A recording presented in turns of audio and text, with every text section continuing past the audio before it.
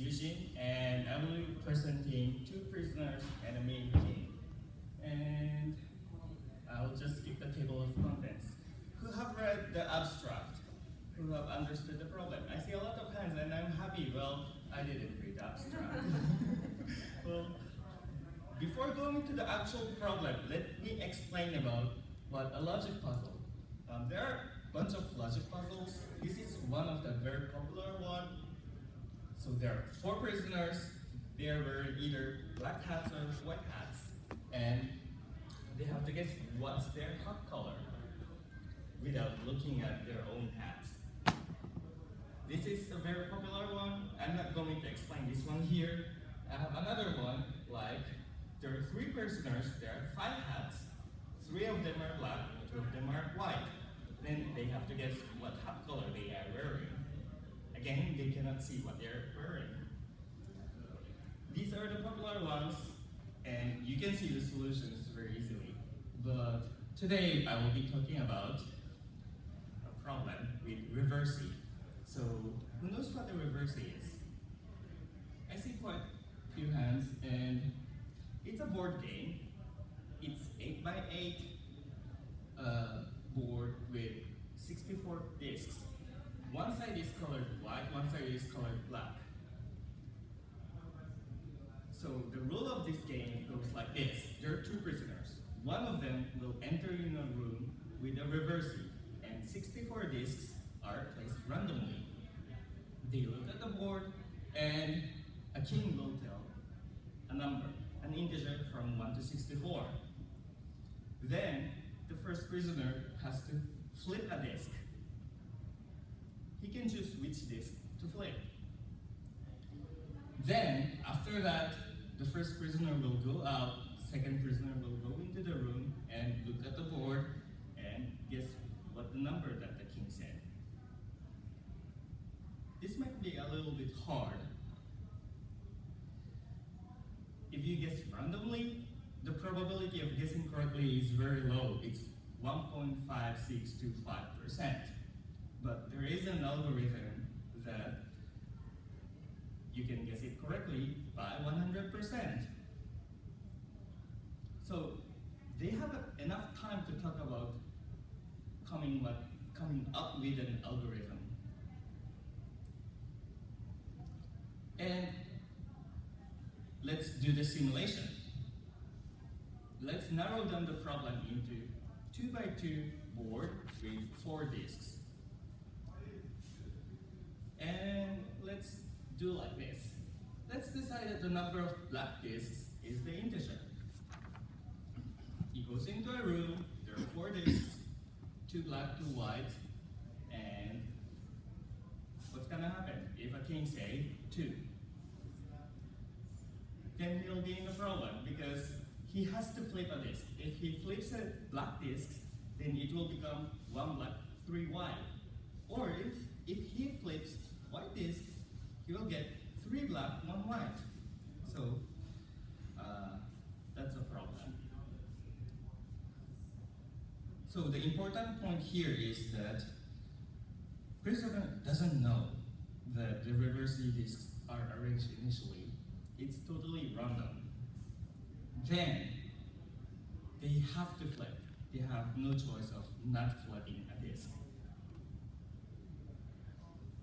Then you cannot tell which discs were flipped by just looking at the board. So the second prisoner has no idea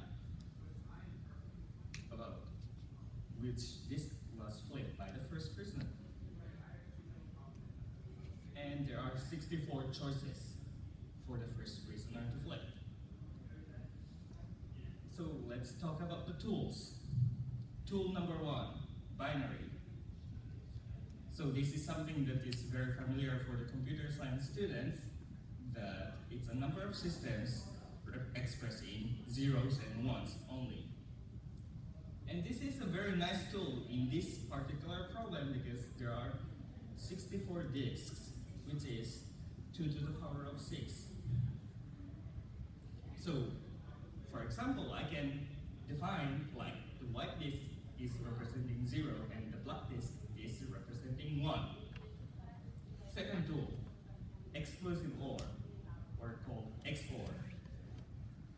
very nice symbol, like a plus sign with circle and circle.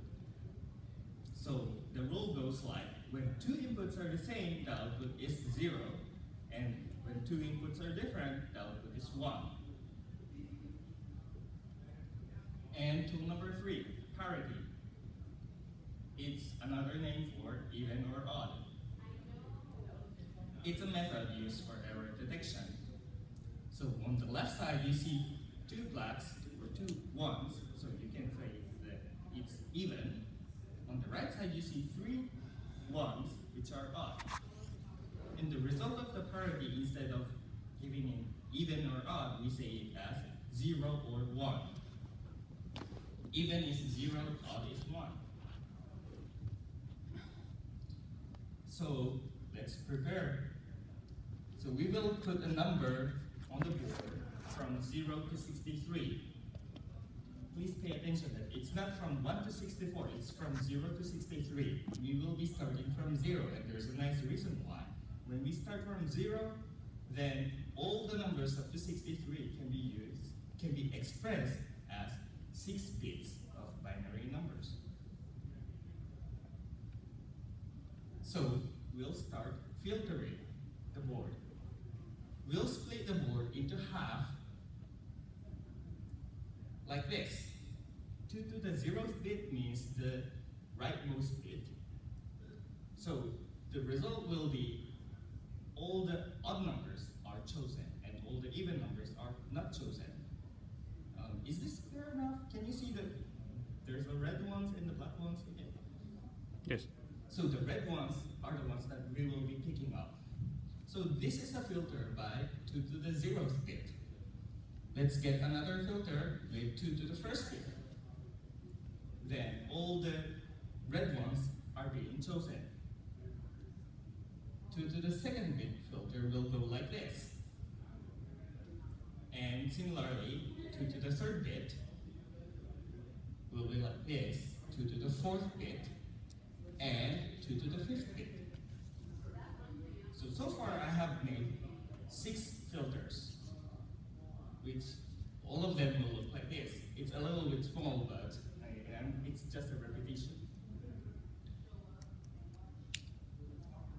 What's important is that there are 6 filters, and each of them are filtered differently. So why do we need filters? Because we can express any integers from 0 to 63 using those 6 filters uniquely. Each integer between 0 to 63 consists of a unique set of filters. And since there's a choice of it's in the filter or it's not in the filter, there are 2 choices for each filters. And since there are 6 filters, it's 2 raised to 6. So there are 64 combinations. So let's quantify. What we want to do is, when we see a board, a random board like this, we want to convert this into integer. How do we do that? We use filters and we take parity. So let's start with the filter 2 to the 0. When you take a filter like this, it will look like this. There are 15 black disks. When you count them, it's odd, so the parity is 1. So you will take a note 1, then we go to the next filter, 2 to the 1st filter. You count the number of black disks, it's even, so it's 0. The next filter will go like this. 2 to the 2nd filter will have 16 black disks, which is even, so it's 0.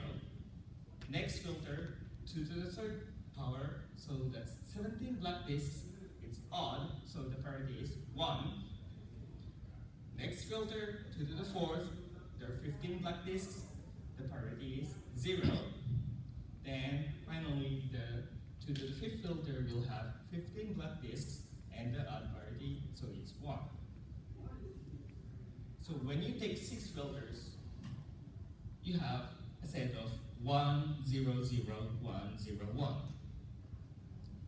It's written backward, so when you try to compose it from 2 to the 5th, going to the 2 to the 0, then the result of the binary expression is 101001, or in decimal it's 41.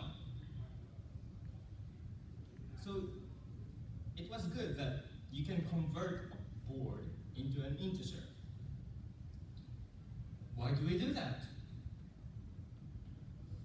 There are many other ways to get 41, for example. That's not the only way to get 41. There are many other arrangements. But what's important is that arrangement will always get to 41. So you can get a unique set of 6 bits binary expressions.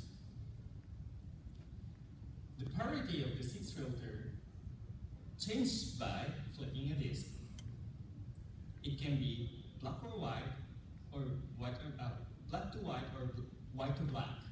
But the parity will always change because it will always go from even to odd or from odd to even.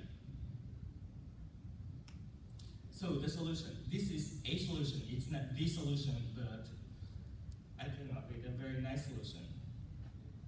So let's say this was the original arrangement. So we converted this as 41.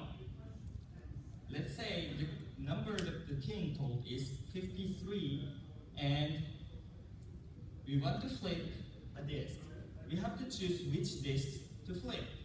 How do we choose? So we take a bitwise XOR. So for each digit, to the 2 to the 0th power, can we go back a little bit? So there are 2 different binary expressions. So 41 is expressed as 101001, and 53 is expressed as 110101. So we will take a bitwise XOR, which means we will take an XOR for each bit. So 2 to the 0th bit is 1 XOR 1, which is 0. The next bit is 0 XOR 0, which is 0. Next bit is 0 XOR 1, so we take 1.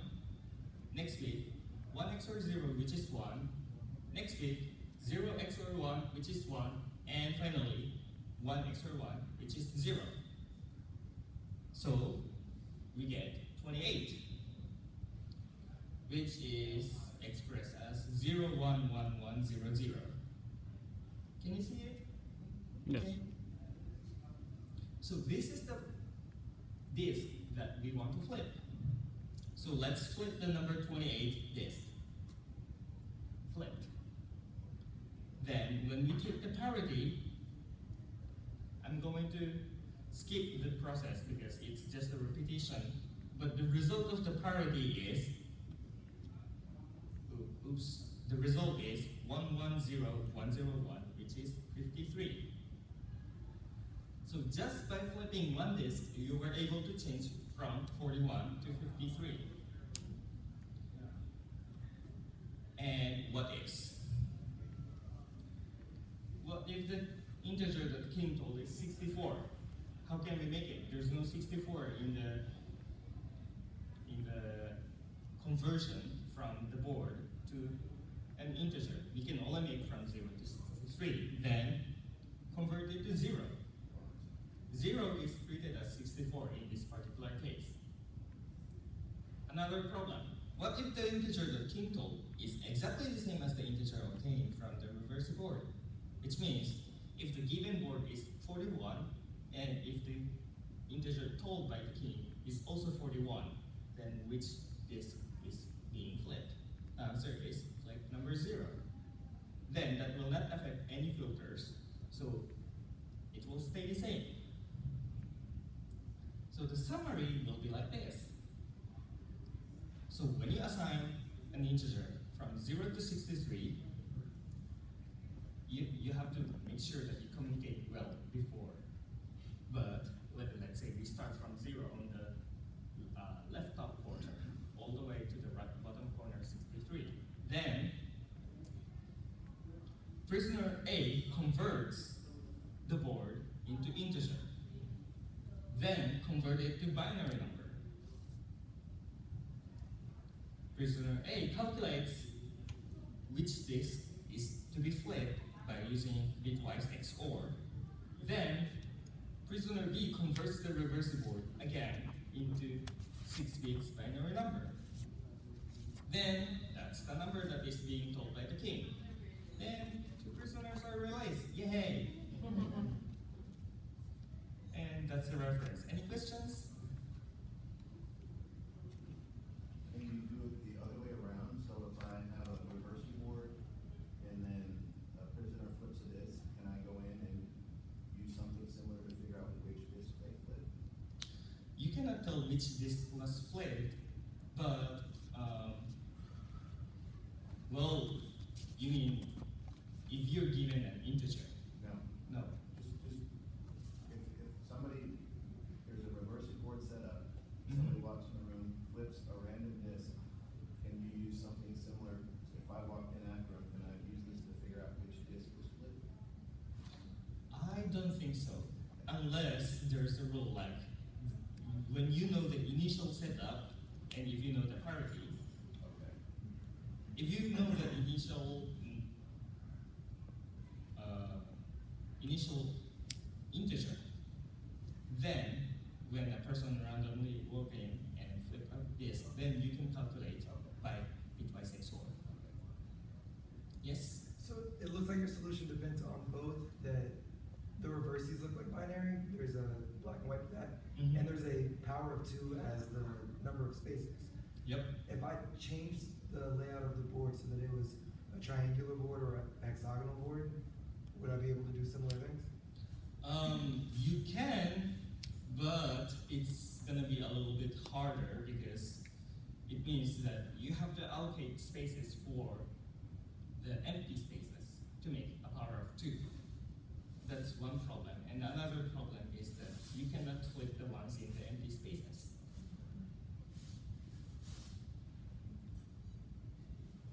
Any other questions? That was really good.